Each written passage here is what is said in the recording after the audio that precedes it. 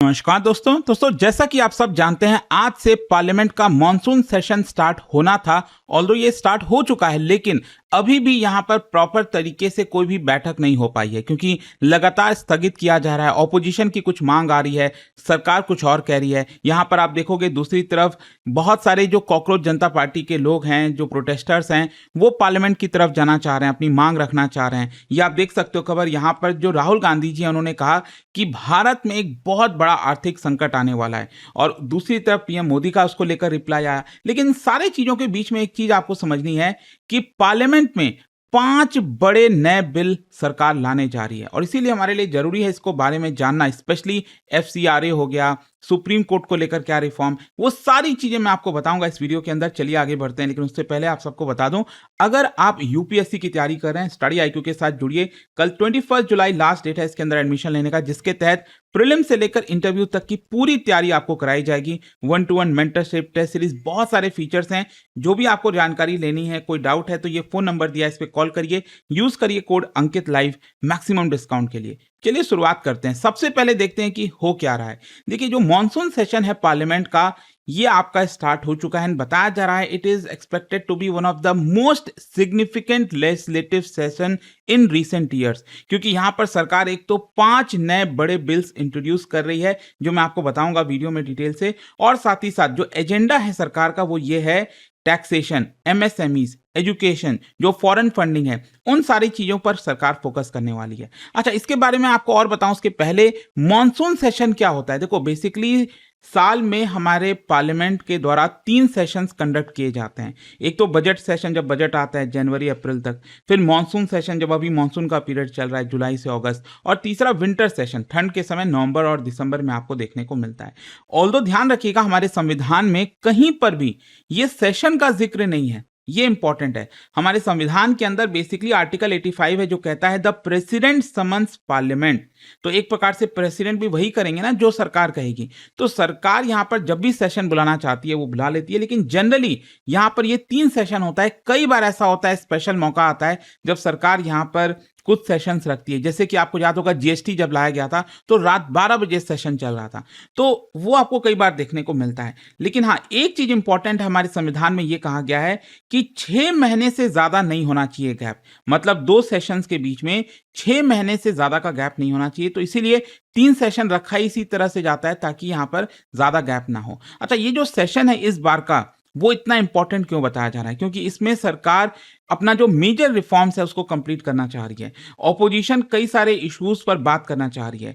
कई जो ऑर्डिनेंसेस सरकार लेकर आई है उसको रिप्लेस करके एक्ट में बदला जाएगा। यहाँ पर जो गवर्नेंस रिफॉर्म्स हैं वो पेंडिंग है, उसको लेकर फोकस होगा। और कई डिबेट होगा, जैसे एनजीओ, एजुकेशन को लेकर, स्पेशली जो अभी प्रोटेस्ट वगैरह चल रहा है जुडिशरी को लेकर। अच्छा, यहाँ पर जो लेजिस्लेटिव एजेंडा है जो मैं आपको बोल रहा था ना कि 5 नए बिल सरकार लेकर आ रही है और 2 ऑलरेडी पेंडिंग बिल्स हैं, तो कुल मिलाकर टोटल 7 मेजर लेजिस्लेटिव प्रपोजल सरकार इस सेशन में लेकर आएगी। और ये सभी के नाम आप देख सकते हो, एक एक करके मैं अब आपको बताता हूं। देखो जो सबसे कंट्रोवर्शियल बिल सरकार इस बार लाएगी वो है एफसीआरए का, that is foreign contribution regulation amendment bill 2026। इसको समझिए, फॉरेन कंट्रीब्यूशन का मतलब क्या होता है। देखो अगर आप बाहर से, देश के बाहर से किसी भी प्रकार का पैसा, सिक्योरिटी आर्टिकल लाते हो, भारत में मंगाते हो, चाहे वो फॉरेन गवर्नमेंट से मंगाओ, फॉरेन सिटीजन से मंगाओ, फॉरेन कंपनी से, विदेशी चैरिटी से, विदेशी फाउंडेशन से, मतलब अगर वो भारत के बाहर से आ रहा है तो वो कहलाएगा फॉरेन कंट्रीब्यूशन। ठीक है। अच्छा, अगर charity suppose for example London से आ रहा है, 50 लाख रुपए का अगर भारत में जो एनजीओ है वो उसको रिसीव कर रही है, तो that amount becomes foreign contribution. अब क्वेश्चन ये आता है कि अगर पैसा आ रहा है तो इससे प्रॉब्लम क्या है, मतलब सरकार को उसको रेगुलेट क्यों करने की जरूरत है, कानून क्यों बनाना है इसको लेकर। देखो सरकार का ये कहना है कि देखिए बाहर से कई बार जो फंडिंग वगैरह होती है वो हमारे देश की सुरक्षा के लिए खतरा हो सकता है, जैसे कि इलेक्शन से इन्फ्लुएंस करने के लिए, पब्लिक पॉलिसी को चेंज करने के लिए, मीडिया, एकेडमिक इंस्टीट्यूशन। तो इसी की वजह से भारत ने फॉरेन कंट्रीब्यूशन रेगुलेशन एक्ट बनाया है ताकि जो भी पैसा भारत में आए उसका सही तरीके से इस्तेमाल हो, एंटी इंडिया चीज़ों को बढ़ावा ना दिया जाए। इनफैक्ट इसका जो सबसे पहले जब कानून आया था वो आया था इमरजेंसी के समय 1976, जब भारत ने पहली बार एनेक्ट किया था और ऑब्जेक्टिव यही था कि जो फॉरेन इंटरफेरेंस है भारत के डेमोक्रेसी में वो रोका जाए। फिर 2010 में पहले वाले कानून को बदल दिया जाता है, नया कानून आता है और इसके भी मेजर फीचर्स ऐसे ही थे जैसे कि कंपल्सरी रजिस्ट्रेशन आपको करना है अगर आप एनजीओ हो, 5 साल की वैलिडिटी मिलेगी, एनुअल रिपोर्टिंग करना होगा आपको, अलग से बैंक अकाउंट क्रिएट करना होगा, ये सारी चीज़ें थी। फिर 2020 में जो एनडीए की सरकार है, मोदी जी की सरकार है, उसमें एक अगेन बड़ा बदलाव किया गया और यहाँ पर ये बोला गया कि अगर मान लो आप ₹100 बाहर से मंगा रहे हो, तो ₹100 में से 20% आपका एडमिनिस्ट्रेटिव कॉस्ट नहीं, उससे ज़्यादा नहीं होना चाहिए। जैसे कई बार इस सरकार को ये देखने को मिला कि ₹100 जो आ रहे हैं उसमें से ₹60 जो है सिर्फ एडमिनिस्ट्रेशन कॉस्ट में चला जा रहा है, मतलब उससे कोई बेनिफिट नहीं हो रहा है और थोड़ा बहुत ही पैसा यहाँ पर बेनिफिट के लिए जा रहा है। अगर एजुकेशन में आ रहा है तो पूरा एडमिनिस्ट्रेटिव कॉस्ट में ही चीज़ें चली जा रही हैं, तो वो चीज़ नहीं होना चाहिए। तो इस तरह के कुछ अमेंडमेंट किए गए थे। यहाँ पर ये भी बोला गया कि जो भी पैसा आएगा वो सिर्फ दिल्ली की जो एसबीआई ब्रांच है वहीं पर आ सकता है। तो ये कुछ अमेंडमेंट 2020 में किए गए। क्वेश्चन अब ये है कि सरकार फिर से इसमें बदलाव क्यों कर रही है? गवर्नमेंट का ऐसा मानना है कि अभी भी भारत में बहुत सारे शेल एनजीओज हैं, मतलब वो दिखाते हैं कि हम एनजीओज हैं, लेकिन उनका काम कुछ गलत होता है, अलग होता है। कंप्लायंस को और हमें स्ट्रेंथन करना है। ग्लोबल मनी जो लॉन्ड्रिंग है उसके स्टैंडर्ड्स इवॉल्व हो रहे हैं। डिजिटल मॉनिटरिंग को और इम्प्रूव करना है। तो एक्सपेक्टेड ऑब्जेक्टिव यही है कि जो नया वाला अमेंडमेंट होगा उसमें डिस्क्लोजर करना पड़ेगा और ज़्यादा एनजीओज को बताना पड़ेगा कि वो पैसा क्यों आ रहा है। ऑडिट मैकेनिज्म को इम्प्रूव करना होगा, ट्रांसपेरेंसी लानी होगी, एनफोर्समेंट स्ट्रिक्ट हो जाएगा और प्रॉपर डिजिटल ट्रैकिंग होगा। एक-एक पैसा जो बाहर से आ रहा है, वो कहाँ जा रहा है, किधर खर्च हो रहा है, उसकी डिजिटल ट्रैकिंग हो। तो ये कोशिश की जा रही है बिल के थ्रू। अच्छा, इसको लेकर क्रिटिसिज्म भी हो रहा है। यहाँ पर कई जो एनजीओज हैं वो कंसर्न रेज़ कर रहे हैं कि सरकार यहाँ पर रेगुलेशन बहुत ज़्यादा कर रही है। जो छोटे एनजीओज हैं उनको बहुत मुश्किल होगी। एडमिनिस्ट्रेटिव बर्डन एनजीओज का बढ़ जाएगा। जो रिसर्च इंस्टीट्यूशंस हैं वो बहुत ज़्यादा इम्पैक्ट होंगे। यूनिवर्सिटीज़, थिंक टैंक्स जिनको बाहर से पैसा आता है, ह्यूमैनिटेरियन जो ऑर्गेनाइजेशंस हैं जो रिलीफ वर्क प्रोवाइड कर रहे हैं, वो इम्पैक्ट होगा। अल्टीमेटली ये कहना है एनजीओज का कि देखिए जो फ्रीडम ऑफ एसोसिएशन होता है उसका वॉयलेशन हो रहा है। लेकिन मैं आपको बता दूं कि ये मामला सुप्रीम कोर्ट में कई बार गया है। अब लेटेस्ट अगर आप देखोगे 2022 में जजमेंट आया था नोएल हार्पर और यूनियन ऑफ इंडिया। तो यहां पर सुप्रीम कोर्ट ने कहा कि देखिए अगर आप कोई एनजीओ बना रहे हो, कोई ऑर्गेनाइजेशन बना रहे हो, इससे कोई दिक्कत नहीं है। लेकिन हाँ, जो फॉरेन कंट्रीब्यूशन आता है ना, बाहर से जो पैसा आ रहा है, तो ऐसा नहीं है कि आप उसको फंडामेंटल राइट बना दोगे। ये कह दोगे कि ये तो आर्टिकल 19(1) के तहत आता है। नहीं, यहाँ पर देश की सुरक्षा को देखते हुए, इंटीग्रिटी को देखते हुए सरकार चाहे तो उसको रेगुलेट कर सकती है। तो इसीलिए सरकार ये कर पाती है। तो एक तो ये वाला बिल। दूसरा इनकम टैक्स अमेंडमेंट बिल। क्या है ना कि अभी तक ऑर्डिनेंस चल रहा था, सरकार ऑर्डिनेंस लेकर आई थी। इसमें क्या है कि जो भी टैक्स पेयर्स हैं उनके लिए सहूलियत हो।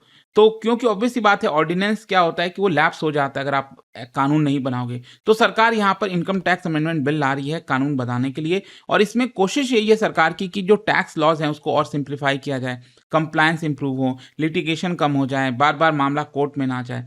और टैक्स रिफॉर्म क्या है, जैसे कि भारत का जो टैक्सेशन सिस्टम है वो काफ़ी इवॉल्व हुआ है। जैसे कई सारे अमेंडमेंट्स आए हैं, एग्जम्पशंस हुए हैं, तो इन सबको इकट्ठा करके एक बेटर तरीके का जो कानून है वो सरकार बनाना चाह रही है। बेनिफिट इससे ये हो सकता है टैक्स पेयर्स के लिए कि आपके लिए फाइलिंग आसान हो जाएगी, जो टैक्स फाइलिंग आप करते हो, डिस्प्यूट कम होंगे, क्लैरिटी मिलेगी। सरकार के लिए रेवेन्यू इंप्रूव हो सकता है, डिजिटल मॉनिटरिंग सरकार बेटर कर सकती है।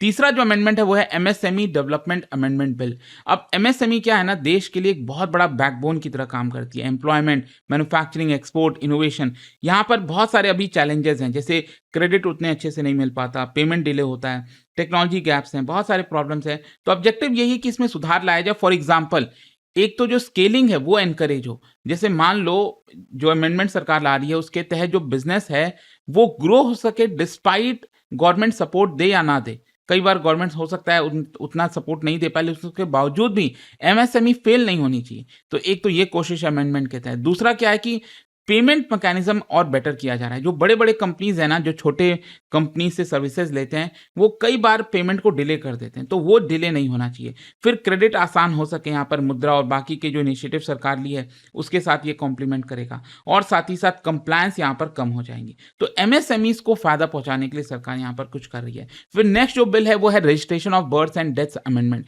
देखो, आप सब जानते हो हमारे देश में registration of births and deaths act है, कानून है 1969 का। इसका मेन पर्पस ही यही है कि जो भी देश में बच्चा जन्म ले रहा है और किसी की मान लो मृत्यु हो रही है, तो उसका प्रॉपर रिकॉर्ड होना चाहिए। अब ये रिकॉर्ड इसलिए इंपॉर्टेंट हो जाता है, जैसे मान लो कोई बच्चा जन्म लिया, उसका बर्थ सर्टिफिकेट है, तो स्कूल में एडमिशन हो पाएगा, पासपोर्ट, आधार, वोटिंग, ये सब हो पाएगा। डेथ के केस में भी इनहेरिटेंस, इंश्योरेंस, ये सब चीज़ें हो पाएंगी।